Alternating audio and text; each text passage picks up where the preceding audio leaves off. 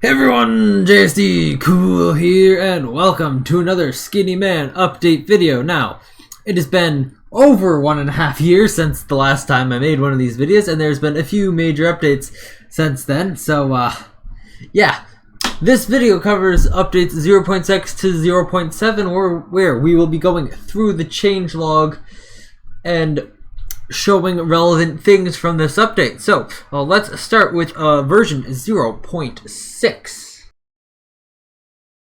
Starting off, there was some improvements to the general buttons in this update. And we also added logic to levels, as you can see. Logic that is programmable and does stuff. Additionally, obviously, there was the button that I'm here standing on that was added. And besides that, there was some improved handling for fatal errors to more properly report them to you. And we improved the main menu buttons.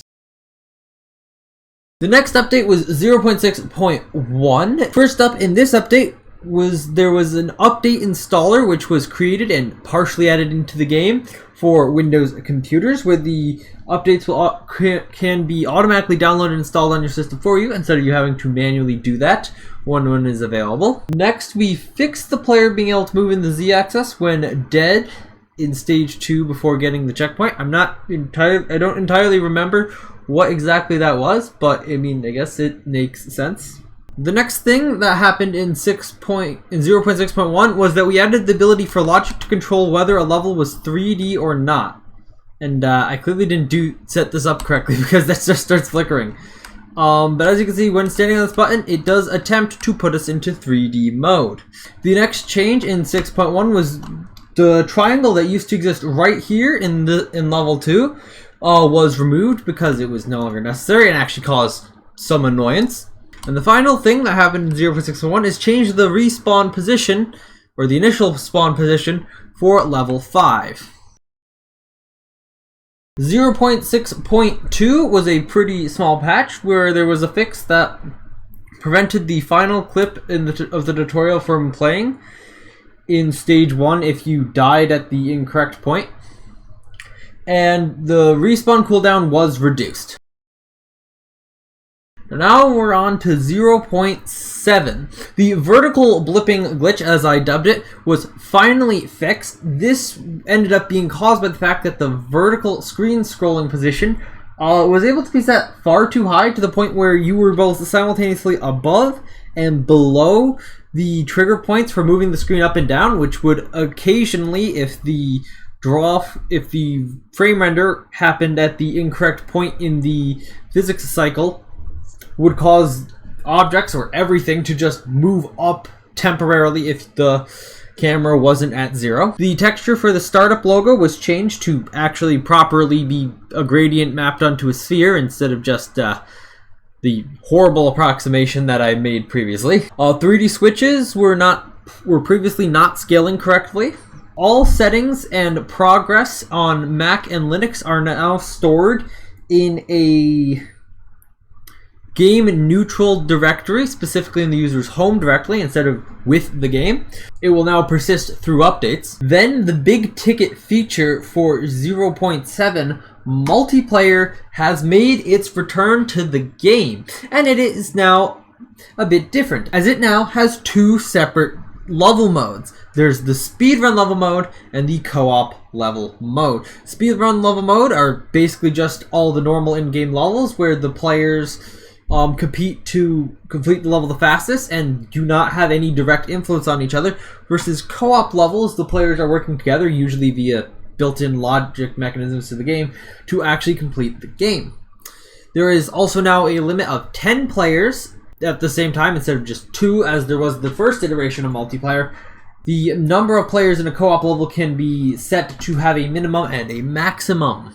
Additionally, there are 2 co-op levels that currently come with the game, and more may come in the future.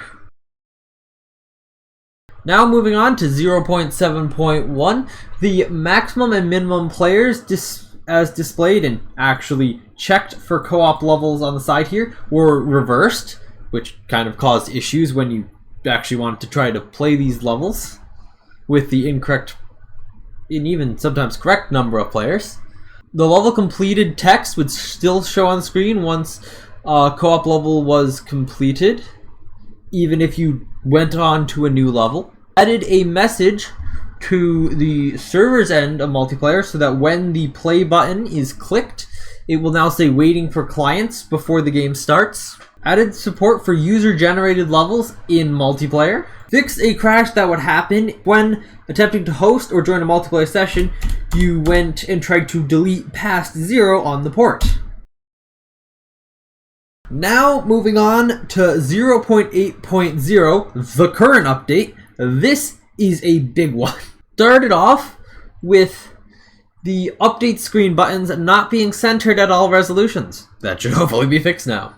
Next, the most important change in this update is that the level creator is now a part of the main game instead of being its own separate program. If the game crashes, the error window that pops up is now always on top, so you can actually see it and know that your game crashed instead of it just kind of sitting behind all your windows and pretending it doesn't exist. The level creator now stores content created by the user in the app data or equivalent directory, that is home on macOS/Linux. Fixed the grass on the main menu, which is this green stuff here, and then also the level select screen, to actually properly fit the screen size instead of just being like a set size that got scaled with the screen. Finally updated the buttons on the pause menu to actually be the new real buttons, as before they were really old and not technically buttons. Significantly improved the UI scaling of the game. It's not perfect, but it is significantly better now than it was before. And you can also resize it on the fly. So that's a plus, because that wasn't technically possible before. I mean, you could do it, but the UI wouldn't scale. Shadows in the 3D shadows option in settings was misspelled up until now, and literally no one said anything about it to me. I found it myself while updating the UI. Fixed a bug where the startup logo would randomly lose its texture for no apparent reason.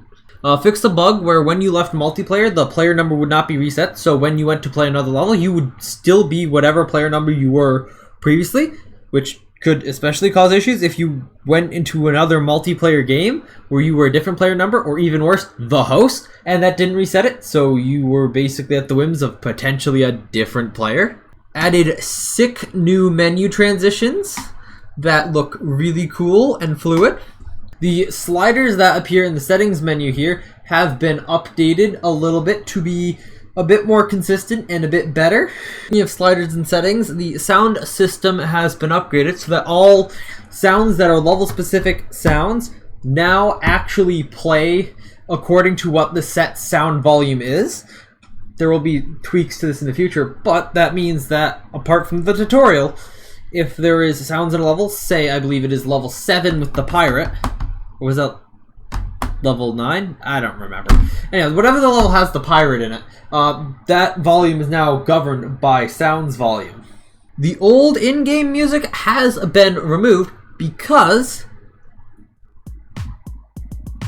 there is new in-game music.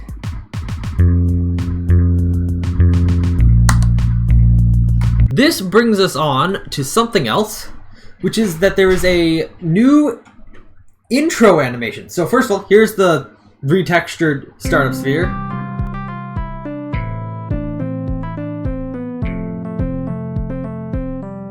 And there's the new intro animation.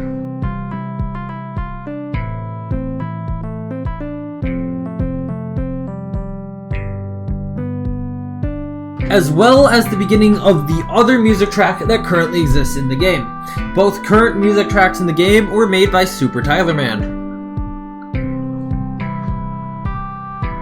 You also now have to deal with this music being different as they make cuts in the clips going forward in the menu.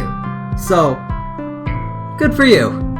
In the logic board editor part of the level creator, connections that are now currently active or set in a high/on state are now displayed in red, as you can see here.